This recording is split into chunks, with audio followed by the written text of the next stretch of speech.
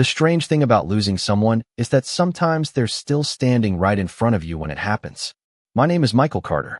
I'm 45 years old, born and raised in Ohio, and for most of my life I believed that if you showed up every day, worked hard, paid your bills, and loved your family, things would eventually work out. Maybe that sounds old-fashioned. Maybe it is. But that belief carried me through 20 years of marriage, 2 mortgages, countless overtime shifts, and more sacrifices than I can remember. It carried me right up until the night I learned what my wife really thought of me. The evening started like dozens of others. Emily had invited a few friends over for what she called a casual backyard gathering. The kind of suburban get-together where string lights hang over the patio, music drifts from a Bluetooth speaker, and everyone pretends life is simpler than it really is. Our house sat on a quiet cul-de-sac outside Columbus. White siding, 2-car garage, freshly cut grass. The kind of place people drive past and assume happiness lives inside. I spent most of that afternoon getting everything ready. Grilling burgers, filling coolers with ice, setting up folding chairs. By 6 o'clock, the backyard looked exactly the way Emily wanted it to look. Perfect. She always cared about appearances, more than I realized at the time. By sunset, her friends had arrived. Laughter floated across the yard. Wine glasses clinked. Someone was telling a story about a disastrous vacation in Florida. Emily stood near the fire pit wearing a navy blue dress, smiling that polished smile she seemed to reserve for everyone except me. I stayed busy, refilling drinks, checking the grill, making sure people were comfortable. It wasn't unusual. Somewhere along the way, I had become less of a husband and more of a supporting character in my own marriage. Around 8:30, I stepped inside to grab another tray of food from the kitchen. The sliding door was partially open. Their voices carried through the screen. At first, I wasn't paying attention. Then I heard my name. Funny how that happens. A crowded room can sound like noise until one word cuts through everything. Someone asked Emily a question. I never learned exactly what it was. What I remember is her answer. I remember every word. His presence irritates me, she said. The laughter that followed wasn't nervous. It wasn't uncomfortable. It was genuine. Then she took a sip of her wine and added, honestly, sometimes I wish he'd just disappear forever. More laughter. Louder this time. The tray in my hands suddenly felt heavier. I stood frozen in the kitchen. Not angry. Not shocked. Just still. Like something inside me had quietly stopped moving. Through the doorway, I could see the glow of the patio lights reflecting off the glass. I could hear the crackle of the fire pit. I could hear my wife laughing. And for the first time in 20 years, I realized I wasn't imagining it. All those little moments.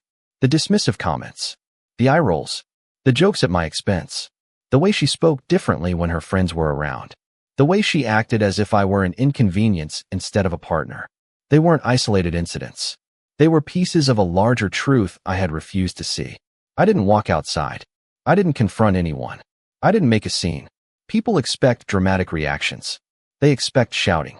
They expect doors slamming. Real heartbreak rarely looks like that. Real heartbreak is quieter. It settles into your chest and changes the temperature of your entire world. I set the tray on the counter and stared at my reflection in the dark kitchen window. The man looking back at me seemed older than he had that morning. Tired. Worn down. Invisible. Outside, the party continued. Nobody noticed I was gone. Nobody came looking. And standing there alone, I found myself asking a question I should have asked years earlier. What happens when the person you love wishes for a life without you? The answer arrived slowly. Not as anger. Not as revenge. Just clarity. The kind of clarity that only comes after 1,000 disappointments finally line up in a row. I watched Emily laugh with her friends beneath the string lights. I listened to the sound drift through the screen door. And somewhere deep inside me, a decision began to take shape. They say every marriage has a breaking point. A single moment when the story changes direction and can never go back. Looking back now, I know exactly when mine happened. It happened on a warm Friday night in my own backyard. It happened while everyone else was laughing.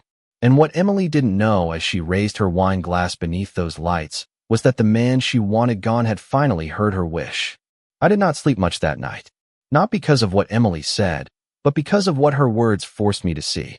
The house was quiet after the last guest left. Empty bottles sat on the patio table. Paper plates were stacked beside the trash can. The string lights still glowed outside the kitchen window, casting soft reflections across the hardwood floor. Emily had gone upstairs without saying much. She never noticed anything was wrong. That was the strange part. A woman can spend years telling herself a story about her husband until she stops seeing the actual man standing in front of her. Around midnight, I sat alone at the kitchen table with a cup of coffee that had long gone cold. I stared at the backyard where I had spent the entire day preparing for a gathering that I was barely invited to attend.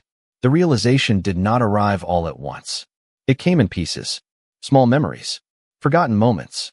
Tiny cuts that had accumulated over the years. I remembered a dinner 3 years earlier when Emily introduced me to one of her co-workers as if I were a distant relative instead of her husband. I remembered a Christmas party where she spent the entire evening speaking to everyone except me. I remembered countless weekends fixing things around the house while she told people she handled everything herself. None of those moments seemed important at the time. Together, they painted a picture I could no longer ignore. The next morning arrived with the smell of fresh coffee and sunlight filtering through the kitchen blinds. Emily walked downstairs wearing workout clothes, scrolling through her phone. She looked exactly the same as she had the day before. Calm, comfortable, completely unaware that something had changed. She poured herself coffee and glanced toward me. "You are up. Early," she said. I nodded.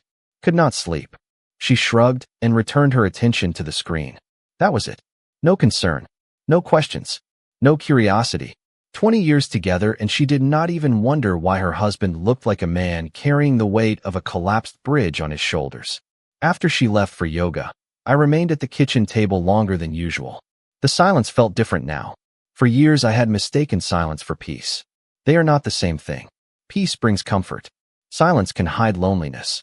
Around 10 o'clock, I opened an old storage cabinet in my home office. Inside were dozens of folders. Tax records, property documents, retirement statements, investment reports, things I managed because somebody had to.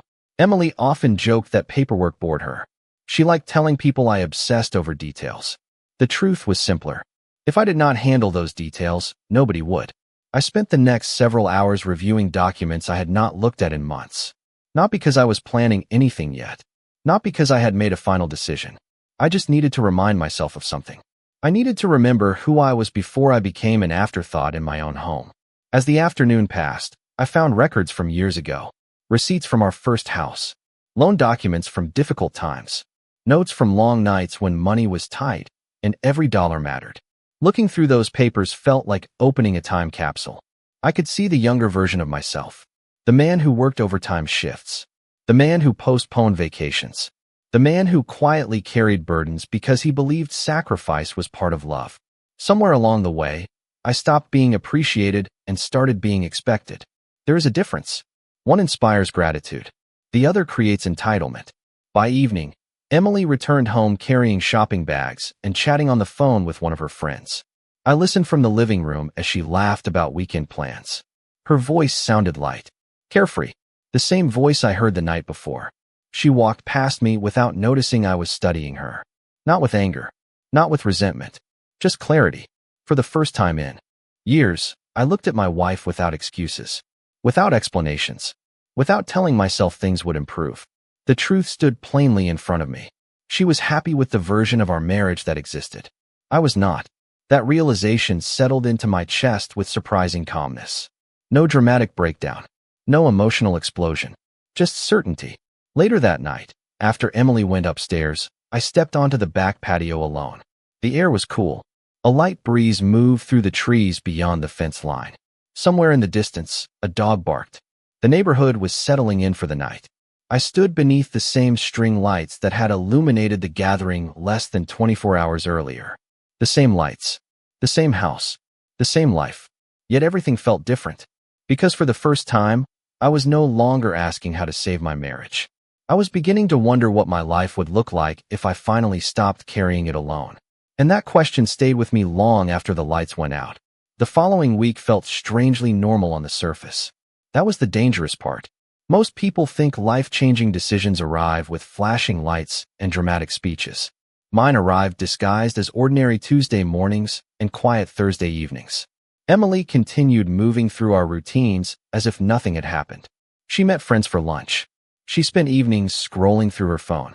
She talked about upcoming events, weekend plans, and a charity fundraiser she wanted to attend next month. I listened. I nodded when appropriate. I answered questions when she asked them. From the outside, I looked exactly the same. Inside, something had already shifted. Once you stop making excuses for someone, you begin noticing things you ignored for years. I noticed how rarely Emily asked about my day. I noticed how conversations always seemed to circle back to her interests, her concerns, her plans. I noticed how often she spoke about our life as if she had built it alone. One afternoon, I came home early from work after finishing a project ahead of schedule. The house was empty except for the sound of a television playing in the family room. Emily had left it running before heading out. I sat on the couch and looked around the room. Family photos lined the shelves. Vacation pictures, holiday gatherings, anniversaries, smiling faces frozen in time. At first glance, they told the story of a happy marriage. But photographs only capture moments. They do not capture what happened between them. I found myself studying one picture from a trip to South Carolina nearly 10 years earlier. We were standing on a beach at sunset. Emily's arm rested around my waist. We looked happy. Maybe we were. Or maybe we were simply better at pretending back then. Memory is a funny thing. It edits. It softens edges. It protects us from truths we are not ready to face. As I sat there, another realization surfaced. The woman who had made that comment at the gathering was not suddenly different. She had been becoming that version of herself for years. I had simply refused to acknowledge it. Later that evening, Emily returned home carrying takeout containers from a restaurant downtown. She placed them on the kitchen counter and began talking about a conversation she had with a friend. I listened while setting plates on the table. Halfway through her story, she stopped and looked at me. "You seem quiet lately," she said. The comment almost made me laugh. Not because it was funny, but because it was the first observation she had made about me in weeks. "Just thinking," I replied.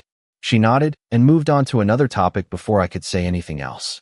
That was when it became painfully clear. She noticed changes only when they affected her.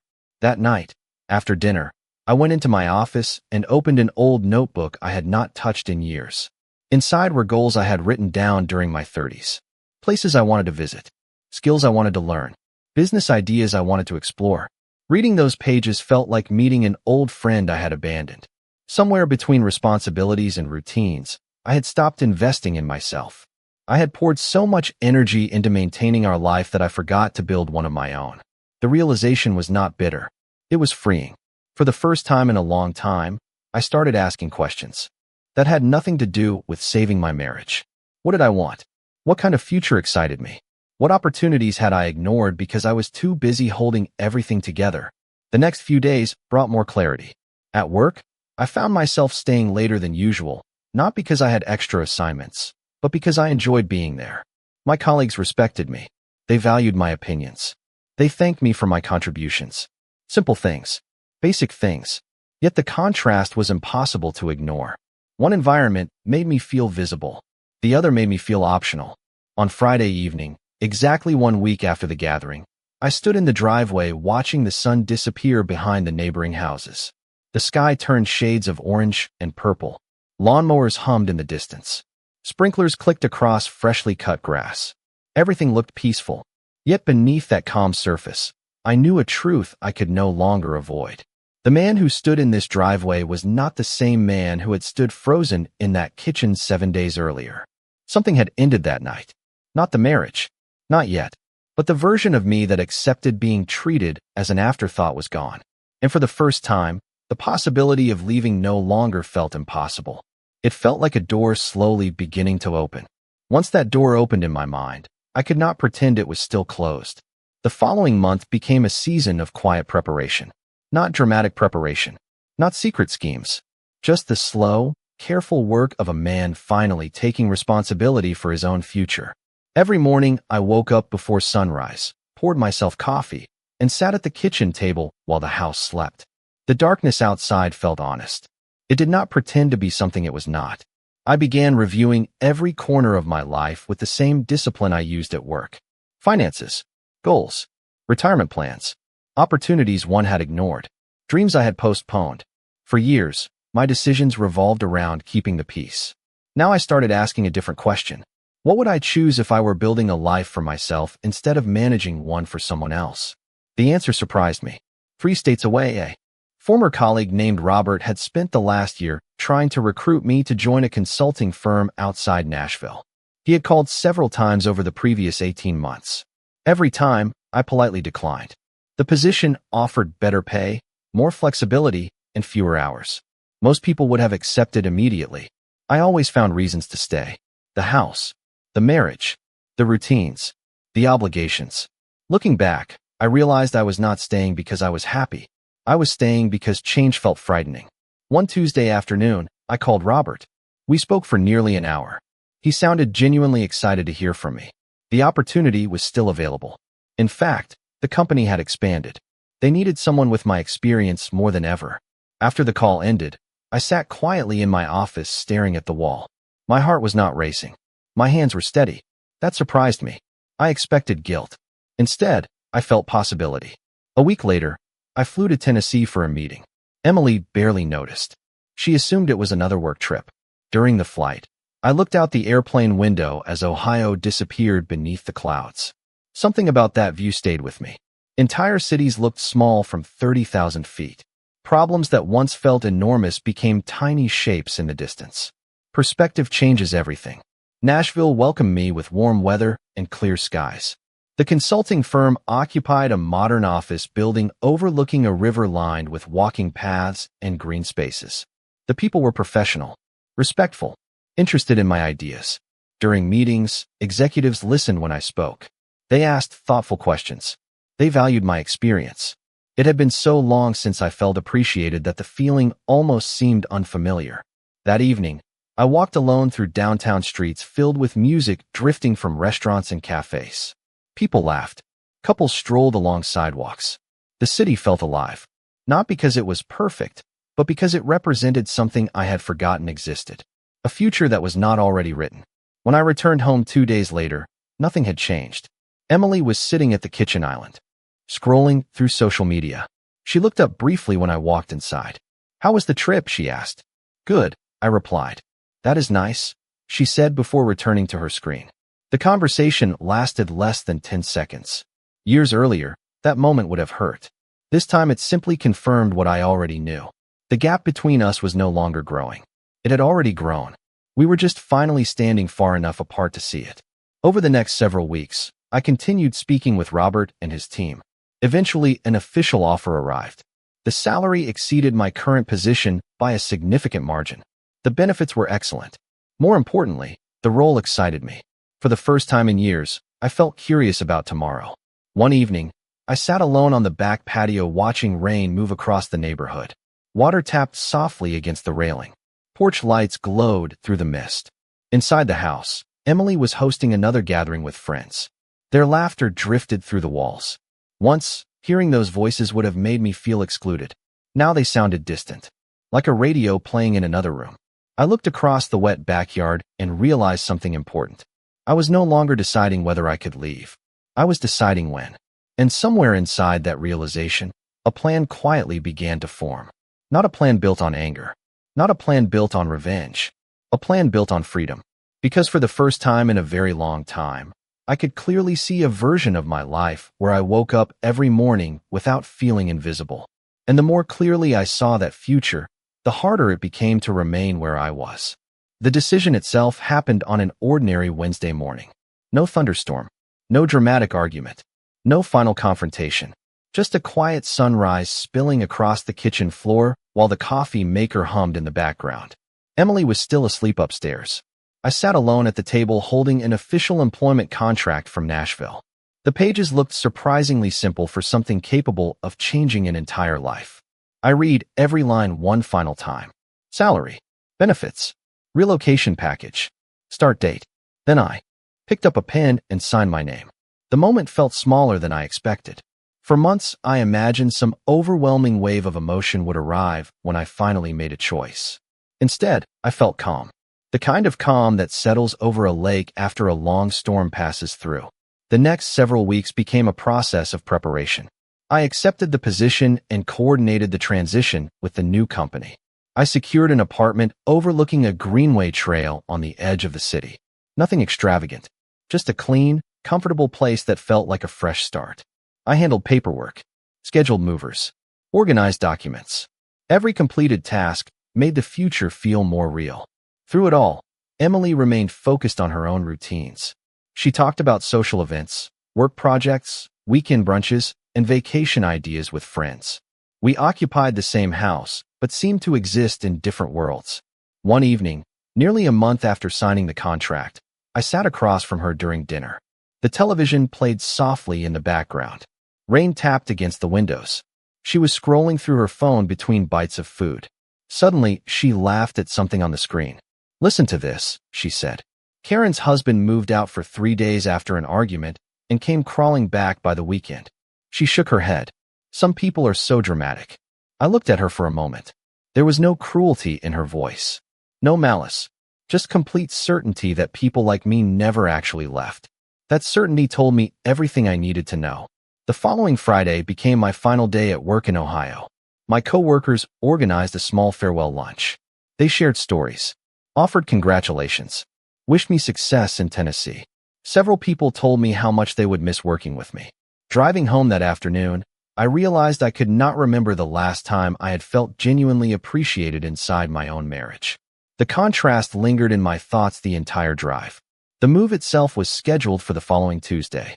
On Monday evening, I packed the last few personal items into boxes. Books, photographs, old notebooks, a framed picture of my father that had sat in my office for years. The house felt strangely quiet.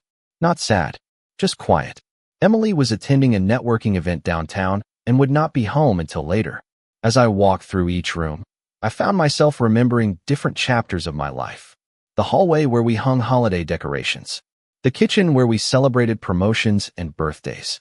The backyard where I once believed we were building a future together. Memories lingered in every corner. But memories alone are not enough to sustain a life. Around 9 o'clock, I sat at the kitchen table and wrote a letter. Not an angry letter. Not a list of accusations. Just the truth. I thanked Emily for the good years we shared. I told her I wished her happiness. I explained that I could no longer remain in a place where I felt unseen. I did not mention the gathering. I did not mention the comment that started everything. There was no point. Some truths reveal themselves long before words are spoken. When I finished writing, I folded the letter and placed it beside a set of house documents and contact information she might need. Then I looked around the kitchen one final time. The clock above the stove ticked steadily. The refrigerator hummed. Headlights occasionally swept across the front window from passing cars. Ordinary sounds. Ordinary moments. Yet I knew I would never experience this room the same way again. Early the next morning, before sunrise painted the sky, the moving truck arrived. Boxes disappeared one by one. The house slowly emptied of my presence. By 8 o'clock, everything was finished. I carried my final bag to the car and stood in the driveway. The neighborhood looked exactly as it always had. Neatly trimmed lawns. Mailboxes. Quiet streets. Nothing appeared different. Yet everything was. I opened the driver's door, paused for a moment, and glanced back toward the house. For years I believed leaving would feel like failure. Standing there, I finally understood something important. Sometimes leaving is not giving up. Sometimes leaving is the first honest thing a person does in years. Then I started the engine, pulled away from the curb, and drove toward a future that Emily never imagined I would choose. The first few weeks in Nashville felt lighter than I expected. Not because every problem disappeared, but because for the first time in years I was carrying only my own weight. My apartment overlooked a stretch of greenway where runners passed each morning and cyclists followed winding paths beneath rows of oak trees. Every sunrise seemed brighter than the one before. I developed new routines. Coffee on the balcony before work. Evening walks along the river. Weekends spent exploring neighborhoods I had never seen before. Small things. Ordinary things. Yet each one reminded me that life could still surprise me. The new position challenged me in all the right ways. Meetings felt productive. Projects felt meaningful. The people around me treated me as someone whose presence mattered. That simple difference changed more than I expected. Meanwhile, back in Ohio, silence stretched between Emily and me. During the first few days after I left, she sent only a handful of messages. Most were practical questions about paperwork, utility accounts, and property documents. I answered politely, briefly, respectfully. There was no hostility between us. There was also no attempt to return to what we had been. Then something changed. About 3 weeks after my move, the messages became more frequent. They were no longer about documents. They were about daily inconveniences. Questions about bills she had never managed. Questions about service appointments. Questions about maintenance schedules. Questions about responsibilities I had quietly handled for years without recognition. Reading those messages was strange. Not because I enjoyed her frustration. I did not. What surprised me was how invisible those efforts had been. For 2 decades, I maintained countless details behind the scenes. Repairs, planning, scheduling, financial management. The work was not glamorous. Most people never notice those things until they stop happening. One Saturday morning, I received a phone call from Emily. Her voice sounded different. Not emotional, just unsettled. She asked if I knew where certain insurance documents were stored. I explained exactly where she could find them. There was a brief pause before she spoke again. I never realized how much stuff you kept track of. The sentence lingered in the air between us. It was probably meant as a simple observation, yet it felt significant. For years I had wanted acknowledgement. Not praise, not admiration, just acknowledgement. I thanked her and ended the call a few minutes later. Afterward, I sat on my balcony watching clouds drift across a blue Tennessee sky. The conversation stayed with me longer than I expected. Not because it changed anything, because it confirmed something. People often value stability only after it disappears. Back in Ohio, Emily continued attending social events and spending time with friends. At least that was what mutual acquaintances told me. For a while, she appeared to be doing exactly what she always did. But gradually the reports became different. Friends mentioned she seemed distracted, quieter, less enthusiastic. One former neighbor called me one evening to check in and casually mentioned that Emily had stopped hosting gatherings altogether. Apparently, the house felt too empty. I found that detail interesting. For years, she filled that home with people. Yet now, surrounded by the same walls, furniture, and decorations, something felt missing. The truth is that absence has a strange way of revealing value. You do not notice air conditioning during the summer until it stops working. You do not notice a reliable bridge until it closes. And sometimes you do not notice a person until they are no longer there. Autumn arrived gradually. Leaves along the greenway shifted from green to gold. The mornings grew cooler. My life continued moving forward. I felt healthier, more focused, more present than I had in years. Then one evening, nearly 3 months after I left Ohio, my phone vibrated with a message from Emily. It was longer than usual. There were no questions about paperwork, no requests for information, just a single sentence. I think I am finally starting to understand what this house feels like without you in it. I stared at the screen for a long moment. The city lights shimmered beyond my balcony railing. Cars moved through distant streets. Somewhere below, a musician played soft guitar music outside a restaurant patio. Life continued all around me. Yet that message felt like the first real sign that something was changing on the other side of the distance between us. The strange thing was that by then, I was no longer wondering whether Emily missed me. I was beginning to wonder why it had taken my absence for her to finally see me at all. Winter arrived in Nashville with crisp mornings and clear skies. The trees along the greenway stood bare now, their branches tracing dark patterns against pale clouds. 6 months had passed since I left Ohio. Long enough for new routines to feel natural. Long enough for old habits to lose their grip. My apartment no longer felt temporary. The city no longer felt unfamiliar. For the first time in years, I felt like I was living instead of simply maintaining. Work continued to go well. The consulting firm trusted me with larger projects. New clients sought my input. My calendar stayed full, but it was a different kind of busy. Productive. Purposeful. When the workday ended, my time belonged to me. I started taking weekend trips. Attended local events. Reconnected with interests I had neglected for decades. Somewhere along the way, I stopped measuring my happiness by whether someone else noticed it. Then, one cold Thursday evening, another message from Emily appeared on my phone. Unlike the others, this one arrived without a question attached. It simply read, "I found some old files in your office today." "Curious," I replied. "What kind of files?" Several minutes passed before her response arrived. "The ones from years ago. Mortgage papers. Financial records. Notes. I had no idea how much you handled." I stared at the message for a moment. Outside my apartment window, headlights moved slowly through evening traffic. A train horn echoed somewhere in the distance. The city carried on as usual while I considered her words. During our marriage, Emily often joked that I worried too much about details. Now she was discovering what those details actually looked like. The next few weeks brought more messages. Not every day, not even every week, but enough to reveal a pattern. She had started uncovering pieces of a life she never fully noticed while we were living it together. One evening, she asked how long I had been managing our retirement planning. Another time she wanted to know when I started overseeing maintenance schedules for the house. Then came questions about investments, insurance policies, tax strategies, and dozens of other responsibilities that had quietly existed in the background for years. The questions themselves were not what surprised me. It was the tone. Gone was the casual certainty that everything simply worked because it always had. In its place was something unfamiliar. Respect. Around that same time, a mutual friend named Lisa called me unexpectedly. We had known each other for years. She was one of the few people I trusted to speak honestly. After a few minutes of casual conversation, she sighed. Emily is struggling more than she lets people see. I remained silent.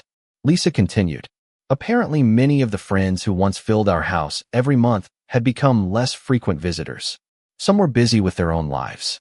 Others had drifted away naturally. The social calendar that once seemed so important was not nearly as crowded anymore. She talks about you a lot, Lisa said. That caught my attention. In what way? I asked. Another pause. Mostly things she never appreciated before. After the call ended, I sat quietly in my living room for a long time. Not because I felt vindicated. Not because I enjoyed hearing she was unhappy. The truth was more complicated. I had spent years hoping Emily would see me. Really see me. Now that it was finally happening, I realized something uncomfortable. The version of me she was discovering existed mostly in the past. The man who spent decades waiting for acknowledgement was no longer standing where she left him. A few days before Christmas, another message arrived. This one was longer than any she had sent before. She wrote about the house feeling different. Quieter. Larger somehow. She admitted she had spent an entire afternoon looking through old photographs. She mentioned finding pictures from vacations, birthdays, and anniversaries she had almost forgotten. Then she wrote something that stayed with me. I think I spent years assuming you would always be there. I read the sentence several times. Not because it was dramatic. Because it was honest. Sometimes the most powerful realizations arrive wrapped in simple words. People grow comfortable. They stop noticing effort. They mistake consistency for permanence. They assume tomorrow will look exactly like today. Until one day it does not. I responded politely. I wished her well. I thanked her for sharing her thoughts. Then I set my phone aside and walked onto the balcony. The air was cold enough to sting my cheeks. Christmas lights shimmered across nearby buildings. Somewhere below, laughter drifted from a restaurant patio. Life continued moving forward. Standing there beneath the winter sky, I realized Emily had finally uncovered the truth she missed for years. The stability she thought appeared automatically had always come from someone. The support she took for granted had a face. The quiet reliability she rarely noticed had a name. The difference now was that by the time she discovered its value, it was already hundreds of miles away and building a life of its own. By the time spring returned to Tennessee, nearly a year had passed since I drove away from Ohio. The city felt different now, not because it had changed, but because I had. The man who arrived carrying years of disappointment had gradually been replaced by someone lighter, steadier, and more comfortable in his own skin. My days had developed a rhythm I genuinely enjoyed. Work remained challenging in the best possible way. My weekends belonged to me. I spent mornings exploring local coffee shops, afternoons hiking trails outside the city, and evenings meeting people who knew me only as Michael, not as someone's husband, not as someone's supporting character, just Michael. Then, one Saturday afternoon, I received a message that surprised me. I am in Nashville. It was from Emily.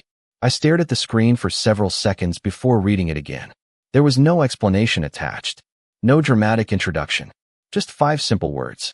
A few moments later, another message arrived. Would you be willing to meet me for coffee? I set the phone down and walked to the balcony. The afternoon sun reflected off nearby buildings. Cars moved steadily through the streets below. Somewhere in the distance, live music drifted through the air. Life felt peaceful. For a long time, I simply stood there thinking. Not about revenge. Not about old arguments. just about how strange life could be. A year earlier, I spent countless nights wondering if my wife even noticed my absence in a room. Now she had traveled hundreds of miles hoping to sit across a table from me for a conversation. Eventually, I replied with the address of a quiet cafe near the river. The meeting was scheduled for the following morning. That night, I slept surprisingly well. The anxiety I expected never arrived. The fear never appeared. Instead, there was only curiosity. Sunday morning arrived bright and clear. The cafe overlooked a walking trail lined with flowering trees. Families pushed strollers. Cyclists passed by. Dogs tugged eagerly at leashes. Life moved forward all around us. I arrived a few minutes early and chose a table near the window. Then I waited. When Emily walked through the door, I almost did not recognize her. Not because she looked dramatically different, because something about her energy had changed. The confidence she once wore so effortlessly seemed quieter now, more thoughtful, more grounded. She spotted me immediately and slowly approached the table. For a moment, neither of us spoke. Then she smiled. A small smile. A genuine one. "You look good," she said softly. "So do you," I replied. It was true. She sat down across from me and glanced around the cafe before looking back in my direction. For several minutes we talked about ordinary things. The flight, the weather, Nashville, work, nothing particularly important. Yet beneath every word was the awareness that neither of us had traveled all this distance to discuss coffee and weather forecasts. Finally, Emily looked down at her cup before speaking again. "I spent months trying to figure out when everything started falling apart," she said quietly. I listened without interrupting. At first I blamed the move. Then I blamed the distance. Then I blamed myself for not noticing sooner. She paused. "But the truth is that things were falling apart long before you left." Outside the window, sunlight shimmered across the river. A breeze moved through the trees. I remained silent. Not because I disagreed. Because there was nothing left to argue about. Emily took a slow breath. "I used to think you would always be there no matter what I said or did." Her eyes drifted toward the table. I never realized how dangerous that assumption was. The sentence hung between us. Honest. Uncomfortable. Real. For the first time since arriving, I could see how much this conversation mattered to her. Not because she wanted to win an argument. Because she was finally confronting truths she had avoided for years. We talked for nearly 2 hours. About marriage. About mistakes. About assumptions. About all the things people stop saying when they convince themselves there will always be another opportunity later. Eventually the crowd inside the cafe grew larger. The morning stretched toward afternoon. And as our conversation continued, I realized something important. Emily had not come to Nashville looking for the man she used to overlook. She had come searching for the man she finally understood. The only question neither of us had answered yet was whether that realization had arrived too late. When we finally stood up from that table, neither of us rushed toward a conclusion. Real life rarely offers neat endings wrapped in a single conversation. We walked outside together and followed the river trail for a while. The afternoon sun reflected across the water. People passed us carrying shopping bags, pushing strollers, walking dogs. Nobody knew our history. Nobody knew how much distance existed between two people standing only a few feet apart. There was something strangely comforting about that. The world kept moving. It always does. After a few minutes, Emily stopped near a bench overlooking the river. She looked out across the water before speaking. "I spent a long time trying to figure out what I wanted to say if I ever got the chance to see you again." I waited quietly. She smiled sadly. "Turns out none of those speeches mattered once I was actually here." For a moment, neither of us spoke. The breeze moved through the trees above us.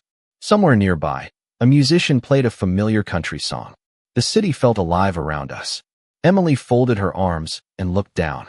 "I owe you an apology." Her voice was steady, honest. Not for one thing.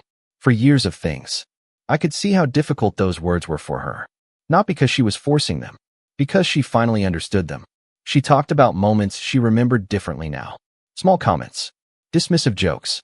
Times she chose convenience over kindness. Situations she brushed aside because she assumed they were harmless. Looking back, she could finally see the pattern. The truth was that I did not need her confession. I had already made peace with the past. But hearing it still mattered. Not because it changed what happened. Because it acknowledged that what happened was real. After a while, Emily turned toward me. "Do you think there is any chance for us?" There it was. The question both of us knew was coming. The question hidden beneath every mile she traveled and every word we exchanged that morning. I looked out across the river before answering. The water moved steadily beneath the afternoon light, never stopping, never turning around, just moving forward. I think there was a chance for us for a very long time, I said quietly. She lowered her eyes. I continued. The problem is that the man who spent years waiting to be seen eventually stopped waiting. Tears gathered in her eyes, but she nodded. Not because she disagreed, because she understood. That was the hardest part. There was no villain standing between us. No dramatic betrayal. No single catastrophe. Just years of taking someone for granted until one day they no longer occupied the space you assumed would always belong to them. We stood there for a long moment in silence. Then Emily asked the question that mattered even more. Are you happy? I smiled before answering. Not a forced smile. Not a triumphant one. Just an honest smile. Yes, I said. I am. For the first time since she arrived, I saw something change in her expression. It was not disappointment. It was acceptance.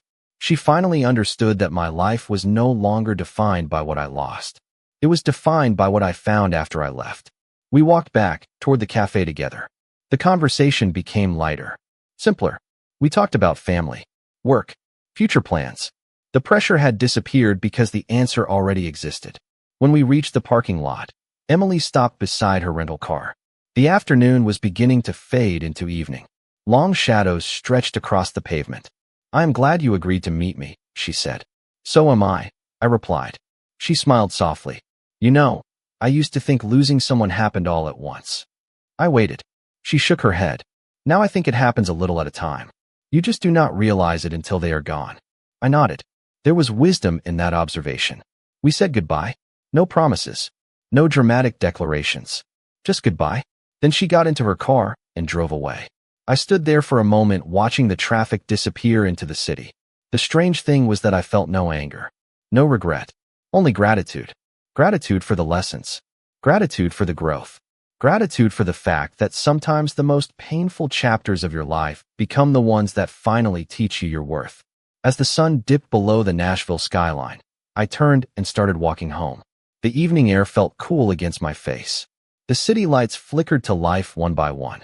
A year earlier, I believed my story was ending. What I did not realize then was that it was only beginning.